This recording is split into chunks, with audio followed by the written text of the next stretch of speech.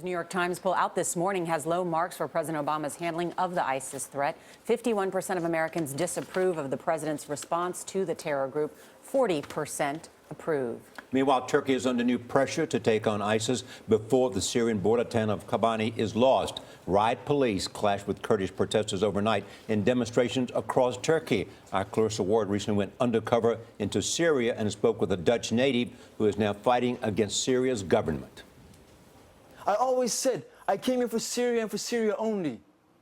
But now that America's bombing my brothers and my sisters and killing my woman and my children, who am I not to fight back? So will you fight back? Of course I'll fight back. How? Let them send their ground troops then, and we'll see how. Clarissa joins us now from London. Clarissa, good morning. Good morning. An extraordinary story. Tell me about this guy and what makes an American do this. Is it romance? Is it religion? Is it what?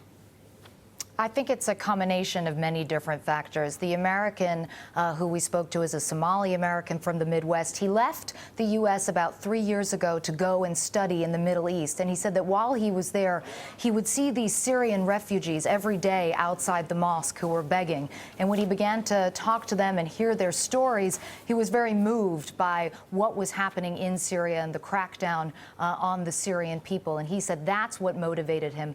The Dutch guy also said that he was motivated by the YouTube videos, this endless stream of gruesome images coming of that crackdown, that I think many Muslims felt that they needed to do something to try to defend their fellow Muslims. But of course, the longer they spend in these war zones, the more battle-hardened they become, the more extreme they become. And you see that in some of the rhetoric that we heard from both of these young men. And he seems very agitated, Clarissa, during the interview. When it's over, do you all just shake hands? What is he like with you after? Is he still upset? And is he ever upset with you?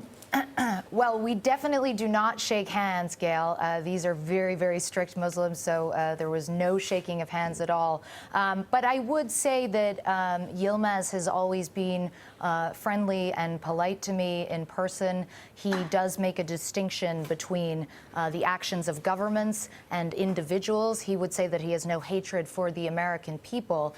His hatred is really for the American government. Mm-hmm.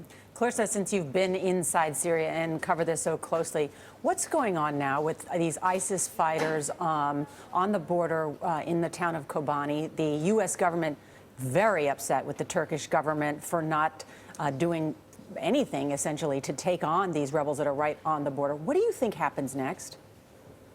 Well, that's really the million-dollar question. I mean, the Turkish president himself said that, you know, that there's clearly a need for more of a ground offensive, not necessarily from the U.S.-led coalition, but at the very least from the moderate U.S.-backed rebels on the ground in Syria. But when we interviewed the head of the main group that the U.S. actually sponsors, he told us that there was no coordination between the U.S. and these rebel groups. That obviously makes it very difficult for them to try to capitalize on some of the momentum that these airstrikes could create.